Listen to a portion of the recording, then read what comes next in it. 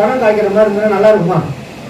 எல்லாருக்கும் நல்லா இருக்குமா? உண்மையாவே இது மாதிரி ஒரு மாமரம் இருக்கு, எங்க வீட்டுக்கு வந்தவங்க எல்லாம் பார்த்துருப்பாங்க. ஓகேவா? ஸோ அந்த மாம்பழ கலர்ல தான் மணி இருக்கு அப்படின்னு நீங்க கற்பனை பண்ணி பாருங்களேன். அப்போ அதுக்கு வேர்ல என்ன பண்ணணும், விதையில என்ன பண்ணணும், அதோட ஸ்டெம்ல என்ன பண்ணணும், எந்த அளவுக்கு அதுக்கு நம்ம உரம் கொடுக்கணும்.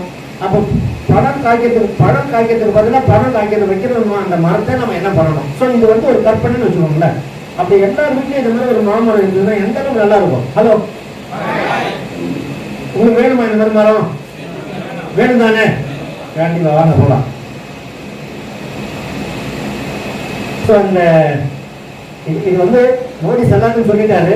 இருந்தாலும் இப்போ ஹை வேல்யூ அப்படின்னு சொல்லும்போது இந்த மரத்துல இருந்து வர்ற ப்ரொடக்ஷன் எல்லாமே இந்த பணம் அப்படின்னும் போது ரொம்ப மகிழ்ச்சியா இருக்குமா? அதை லவ் பண்ணலாமா நம்ம?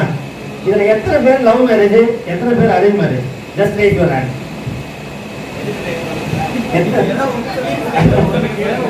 இல்ல சரி, எத்தனை பேர் லவ் மேரேஜ்? சார் ஒன்னே ஒன்று தானா?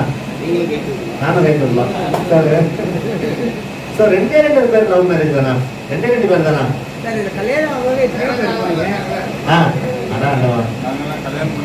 கல்யாணம் பண்ணிட்டு லவ்.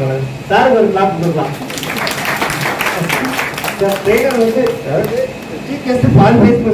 என்ன பேசுறதுன்னு தெரியல. சரிங்களா? இப்ப லவ் பண்ணும்போது நம்ம நிறைய விஷயங்களை சாக்ரிஃபை பண்ணுவோம்.